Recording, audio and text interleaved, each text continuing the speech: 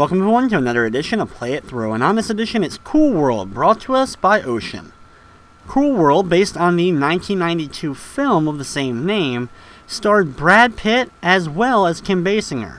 Combining both live action and animation similar to Who Framed Roger Rabbit, Cool World went much more adult with it. The main story of the game really featured the main character, Holli Would, a cartoon, or a doodle as they're known in Cool World, pretty much is trying to have sex with a human character, thus you can make the jump to the real world. The film suffered with a lot of roadblocks and rewrites to the script and ended up being a pretty big bust. However, for some reason, I've always been a fan. The Game Boy version of the game has us playing as Frank Harris, played by Brad Pitt in the film, and he must go around in each level and capture all the wayward doodles. Once you do so, you're able to move on to the next level. After the short title screen, we then see actually Holli Would dancing a little bit. While she kind of mesmerizes you, this is easily the best part of the entire game. The animation is fluid here and it looks actually really nice. Once we actually start up the game, however, things go downhill a little bit. You start off in World 1, Wave number 1. Each world has 2 waves, and once you complete each wave, you then move on to the next world. Each wave consists of 2 different screens full of enemies. In order to destroy enemies in the game, you must tap the attack button in order to fire your gun out. Once you do so, you encase the enemy in a bubble. You can then hold down the attack button in order to suck them up for points. If they stay in the bubble form for too long, it ends up bursting and they become an angry smiling face that flies around the room. In this form, they end up firing projectiles at you, which can end up doing damage to you, and they actually must be then hit with another shot from your gun in order to get rid of them that way. It can be a little bit tricky at times while jumping through all the platforms and taking out enemies, as you'll have to go back and forth on the screens multiple times to make sure that enemies haven't spawned on the opposite side of the screen while you were battling enemies on the one side. There's also some hazards in each of the areas to deal with as well, as you can see, some spikes along the ground in certain areas that do a lot of damage to us as well. One other thing you must do in each of the waves is actually collect a few items. You'll see some items just floating up in the air, and you must actually go around and collect these items and send them back to the teleporter in the center. Once you do so, you'll then be able to actually complete some of the stages. I'm not positive on how many of the items must be collected, or if it's really only one item and it teleports throughout areas. As you can see, if an enemy touches an item, it goes to the warp. When it goes into the warp from an enemy touching it, it then teleports to the other screen of that same wave. You'll then have to go to the other part and find it there. If for some reason you're unable to complete a stage, you probably have an item floating around somewhere or a stray enemy, so you'll have to search around in one of the 2 areas in order to find it.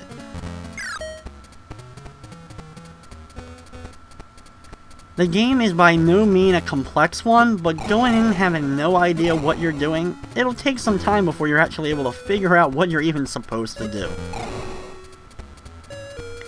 After you're able to collect the items and then defeat all the enemies, you'll then get a rack up of your total time to add to your score in the lower right corner and move on to the next level. The center represents, of course, your overall health. You have your life count to the left of that, and then you have your timer in the lower left corner, how many seconds you have left in order to complete that particular stage. Though I don't think I ever really ran into any time in the game where my time was so low I had to really panic.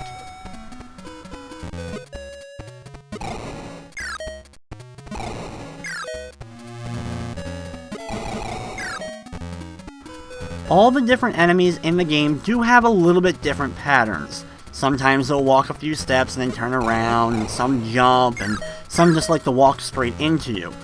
The first set of enemies that you see in the first world really aren't too complicated, doing little jumps here and there and mainly just walking back and forth. Just stay at a distance and fire your shot at them if you can and then suck them up. As you make it to later levels in the game, the enemies get a little bit bigger, and they also can move a little bit faster, thus making them a little bit harder to actually take down. But even then, even late in the game, enemies really aren't too tough. Once you think you've gathered all the items and destroyed all the enemies on a particular screen, then go to the warp in the center and go through it, sometimes you'll have to press the up arrow while jumping down into it in order to actually teleport to the second screen of that level. As you can see, since we're in the same world, World 1, the screens look the same in both Wave 1 and Wave number 2.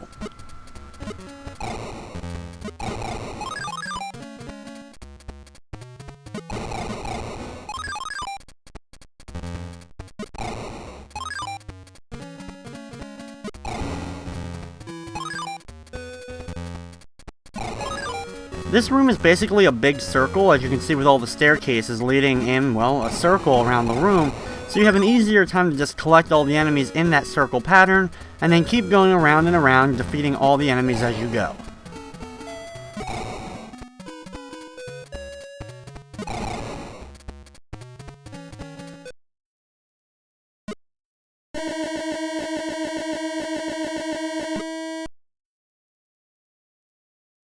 Now that we defeated all the enemies in World 1, we move on to World 2 and the first wave there.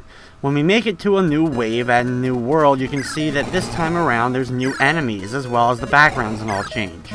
These enemies are much bigger than the enemies we faced in the previous world. So as long as you can deal with their sheer size, you won't really be able to jump over them. You'll just have to kind of go back or go up to a higher platform. You shouldn't have too much trouble though here with these guys. Thankfully, they still only take one hit to turn into the bubble, that's pretty much the key of why they're so easy to deal with.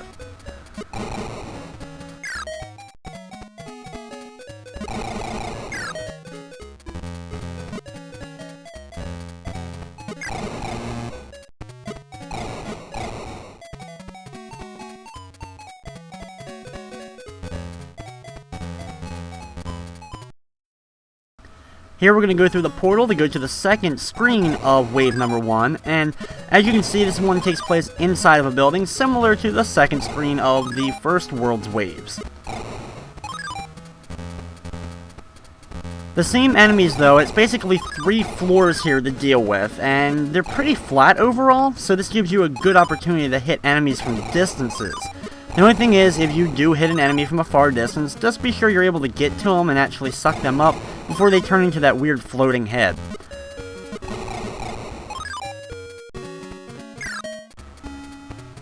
Once again though, just pretty much the only trouble is just making sure you can find all the enemies, so you'll have to just keep moving back and forth to the left and right sides of the screen, waiting for all the enemies to eventually spawn and then slowly walk their way towards you.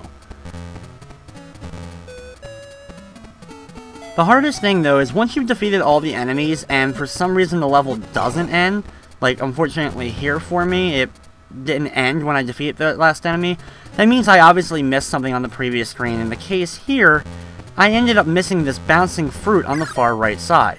Once I'm able to collect that though, it ends up completing the screen, so that's another one of those examples where you have to collect all the items as well as take out all the enemies. However, we now move on to Wave 2 of the second world.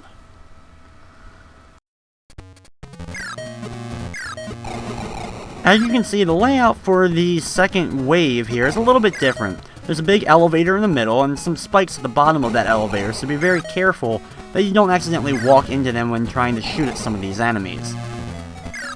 Sometimes when trying to suck up some of the enemies that you turn into the ball form on different platforms, especially on these layered platforms like the steps, they can be a little bit tricky, so you may have to adjust where you're standing in order to actually suck them up.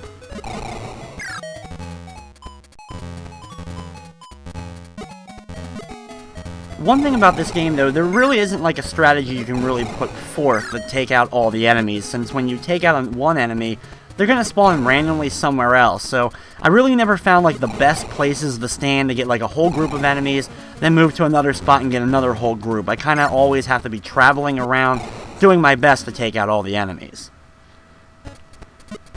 Once I take out all the ones though on that first screen, I now go back through the portal and go to the second screen of Wave 2, and this one's pretty much laid out just like that second screen of the first wave. We have pretty much a 3-level building inside, a few elevators, but the enemies move relatively slowly and you can hit them from long distances, so it ends up being pretty easy to take them all out. Just be sure that when you're collecting all the enemies that we do hit the bouncing items.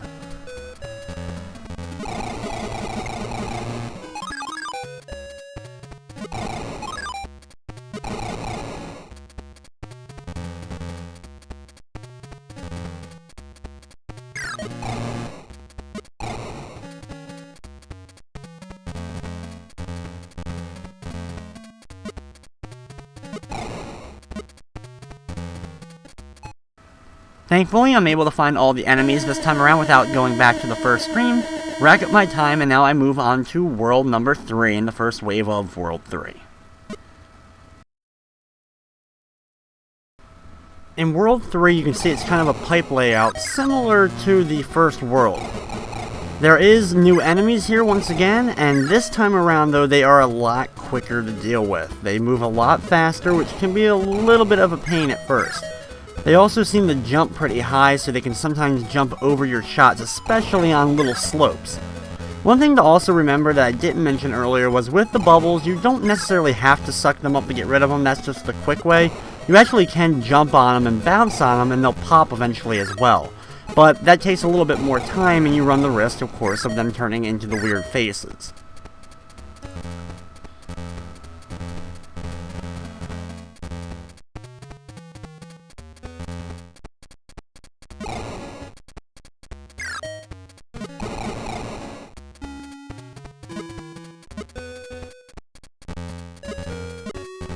Just like the other areas of the game, this area isn't really too large or anything, so you're definitely not going to get lost throughout it, but it's just really kind of running back and forth and trying to find all the enemies hidden around.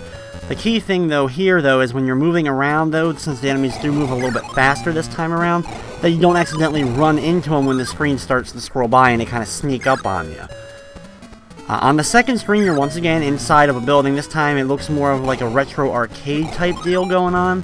So move yourself around, take out the enemies moving up and down the stairs. It's a really confined area, smaller than I think even the previous waves stages. However, the enemies moving a lot faster definitely also makes the area seem more cramped up. Usually I like to hang out on the first 2 rows here and take out as many enemies as possible before then going up the stairs and take all the ones on the top floor. One thing good though is because of their speed and being such a cramped area, it's actually easy to take them out and the stage ends up not lasting very long.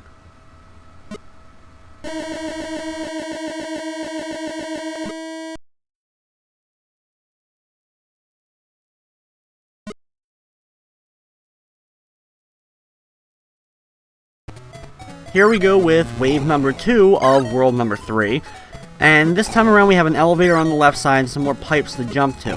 This one is a little bit tougher for the enemies to actually jump up on some of the platforms, but there's a large open area right here at the bottom. That's a good area to stand around and wait for the enemies trying to come to you if you really don't feel like chasing them all down.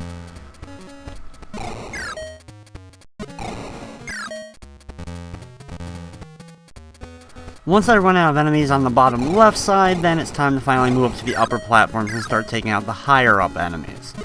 However, it always seems like in this game, no matter what, when you head up to the higher platforms, the enemies end up going down to the bottom ones.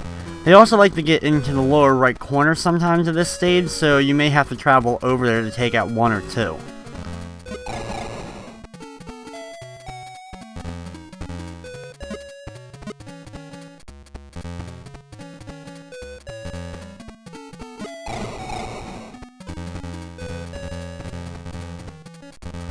Finally, I'm able to track down the last enemy on this screen, at least I hope so, and I can move through the teleport to go to the second screen of wave number 2 here. Just like the first one though, it's a very small area, so the enemies are going to be moving fast and furious throughout it, which makes them, well, really easy to capture.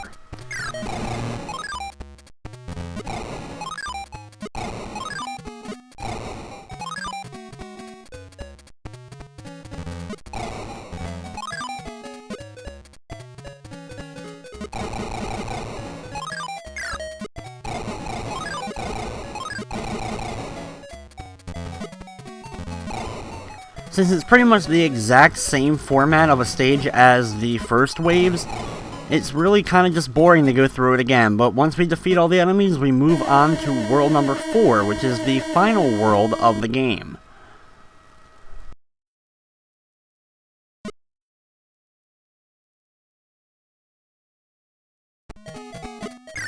World number 4 is inside this weird laboratory to start off with. There's a big elevator on the far right side to help you get up to the platforms, but it's actually an even less confusing area than the ones we saw in world number 3. The enemies here, though, move pretty much as quickly as the ones did in World 3. However, you also have enemies here that fire projectiles, so they can be a little bit annoying and do some damage to you. Thankfully, the projectile doesn't go out very far, so you'll still be able to hit the enemies from a far distance to take them out.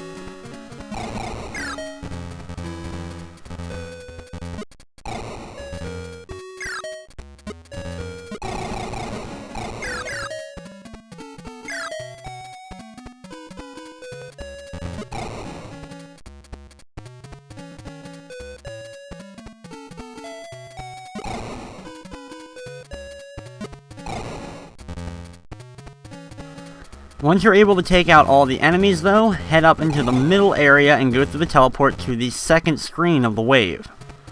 Here you'll be in the main plaza of the hotel, which is kind of the big climax of the film. Outside here you have some conveyor belts moving up and down like elevators, but overall it's still kind of the same formats of the worlds we've been seeing before. Just be careful of the projectile throwing enemies. The thing is though, there's some walls set up here, so you'll have to do a little bit more traveling up and down stairs. That actually ends up being a pretty good thing from the projectile enemies, because most of the time they just end up walking in the walls and firing their projectiles directly into them.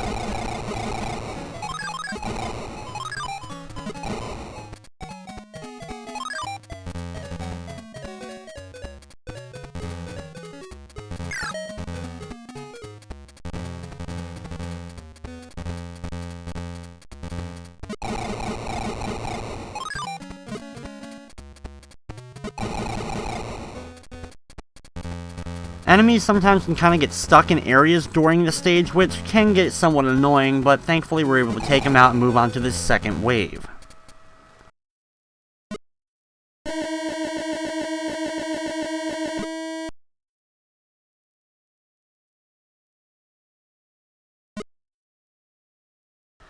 This is the last wave of enemies we have to deal with. The last level of the game is actually just a boss fight. You have some platforms here that spring off from the middle with an elevator moving up and down the center to help you jump up to the higher platforms. Pretty much hanging around this is where we're going to be staying in order to take out a majority of the enemies throughout here. Just be careful when you're low on one of the ramps that an enemy on a lower platform doesn't jump up and jump directly into you.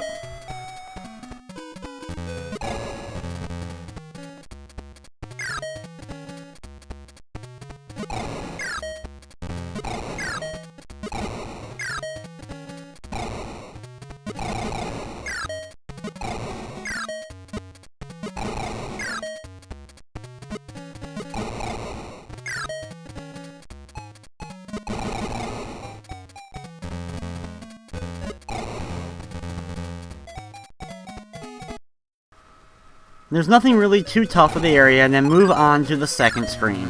This one obviously is a little bit tougher than that first screen because there's obviously some more walls set up, and you'll have to use the elevators a little bit more. Just like before though, some enemies can get stuck against the walls, and the ones with projectiles do like to seem to fire into those walls directly. Just do your best to keep going from the left to right sides of the screen, taking out all the enemies as they spawn.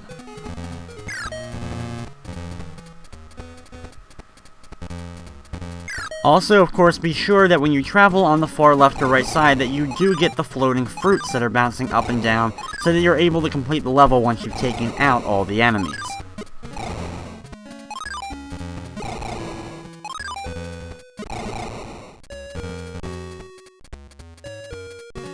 The thing is, by the time you've made it to this level, you've seen well beyond everything the game has to offer, so it's really kind of just clockwork, and you really just want to kind of finish things off. Thankfully though, being in the last level, the game isn't too long, so it doesn't overstay its welcome too much. Once you defeat the final enemy and complete the level, we move on to World 5, which only has one wave, and it's just a boss fight. The stage is the exact same stage as the first screen from World 4, so you're already familiar with the layout here. Jump to the left side and start firing. The giant enemy will start bouncing its way slowly towards you, and it can float up and actually get up to the top of the screen and just keep floating up there, so it can be hard to hit. Just run underneath of it when you get the opportunity to in order to avoid getting some damage done to you, and avoid the hearts when it tries to kiss and blow them at you. Just keep jumping and firing as much as possible and doing slow amounts of damage as you can. If the enemy is really high up on screen, eventually though it will actually come through the bottom, and you can then continue the fire from that point on. Once you're able to deliver the final hit, you're able to sit back and enjoy the ending to Cool World for the Game Boy.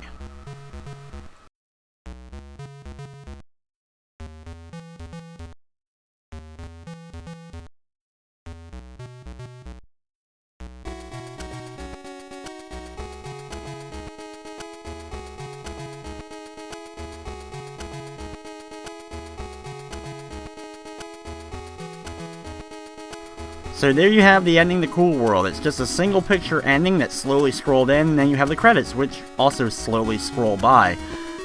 Moving by so slowly though, the ending lasts a little bit of time, so I guess that's a good thing, but really there's no point to it. The Cool World Game Boy game is odd because it's not a port of any of the other games like the NES title or the Super Nintendo or even the multiple computer versions of the game. Since the game ends up being relatively short, I guess it's really not the overall worst experience you can have, but it's just really bland and kind of makes you wonder, why was the game even made in the first place? While none of the Cool World games are really that great, I do recommend if you want to check out any of them, look at the Super Nintendo version of the game. That's one I actually do enjoy.